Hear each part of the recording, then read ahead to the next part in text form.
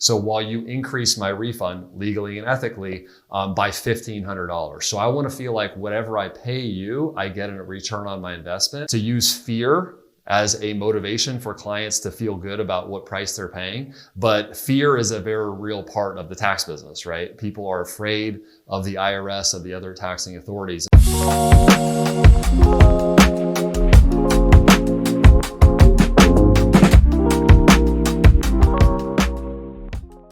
One of the things that tax professionals struggle with is pricing. What would you recommend? So when it comes to pricing in the tax business, you're right that this definitely is a big area of struggle. And not only for new people, although it's probably more of a struggle for newer people, but even for experienced tax pros where they're wondering, how do other tax professionals price? And why is this tax business more profitable than mine? That kind of thing. How does my pricing hold me back or advance me in my own financial goals for myself and my family? And so just want to acknowledge, first of all, that it's a very important topic, and it's probably one of the more challenging ones for tax professionals.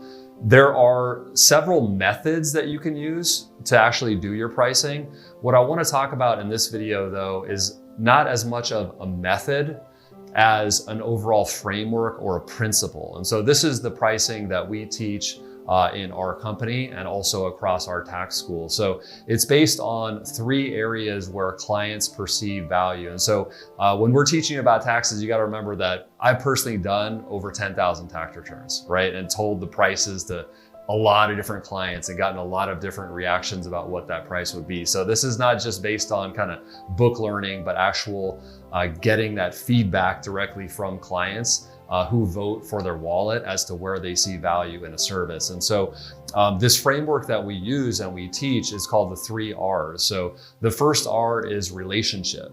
What is the strength of your relationship with that client in a person-to-person way? Okay, so how well does that client know you? How well do you know that client? What is the history you have with that client? What are all the times that you've come through like a champion for that client versus somebody that's a brand new client? You don't have that relationship yet, you're just starting. So that's the first R that creates value for the client and creates pricing power for you. The second R is ROI, so return on investment. Let's imagine that I'm a client, I'm coming to you. And let's say you're going to ask me to pay you $300 for your service. I want to have an ROI from whatever I pay you. So I don't want you to just be an expense to me of $300. I want to pay you $300 while you save me $3,000, right? So while you increase my refund legally and ethically by $1,500. So I want to feel like whatever I pay you, I get a return on my investment, and what I pay you is only a fraction of how much you save me or how much you help me get back. And so that's the second major R that creates client value. The third R, which is a lot of times underestimated, is risk. So when that client submits that tax return, or has any other interaction with the taxing authorities, what is the risk to that client that there are going to be further complications from that work? So for example, audits, for example, letters, all those kinds of things. And so it sounds a little callous, I guess you could say, to use fear as a motivation for clients to feel good about what price they're paying. But fear is a very real part of the tax business, right? People are afraid of the IRS, of the other taxing authorities. And so you're kind of measuring that in this third R is what is the risk for this client of having unpleasant interactions and undesirable interactions. So when you look at a client situation, you're looking at your pricing, we want to look at how strong is that relationship? So that's the first R. Am I delivering a lot of ROI from my service and from my expertise? And then is there significant risk that is coming about as this work is being done, right? Or as a result of this work being done. And so the higher those R's are, the more value you have for that client and the more price that you can command. Again, that's not a specific tactic. A lot of people might be watching this video and saying, hey, just tell me how to price, right? When you go through the tax business and you actually see tax professionals that are highly successful and make really good money, it's not always about a method, right? Like charging by the form or charging by a flat fee, right? That would be a shorter video where I could just tell you, hey, just charge by the form, right? That's a method, but this is a framework and a principle that you can even apply. Let's say you price by the form, but you still can apply this framework for those special situations. For example, let's say that you have a particular area of research and expertise that you perform for a client and it saves them $10,000.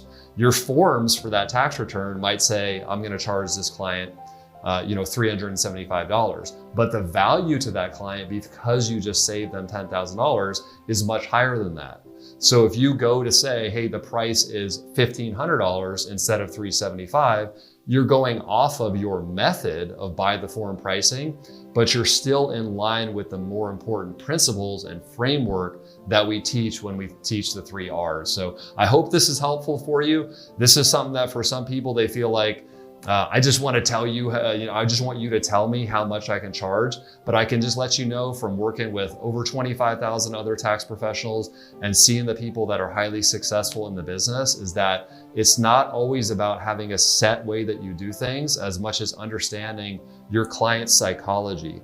What is that client perceiving to be valuable? And then what is a good exchange of value? What is a price that represents that value to the client that they feel like, hey, you know what? I'd rather give you this money and have your service to help me than keep this money in my pocket. And so that principle and that framework, if you keep that in mind, no matter what method you're using, we see people being highly successful with it, and clients are, I don't want to say happy to pay because they're not always happy to pay, but they feel like it's a great value when you keep those 3 R's in mind when dealing with your clients. So I hope that helps with your pricing and with your profitability. Hey, this is Imelda here, and I just wanted to take a moment to remind you that if you'd like to keep up with our latest content, to make sure you subscribe to our channel. Thank you for watching.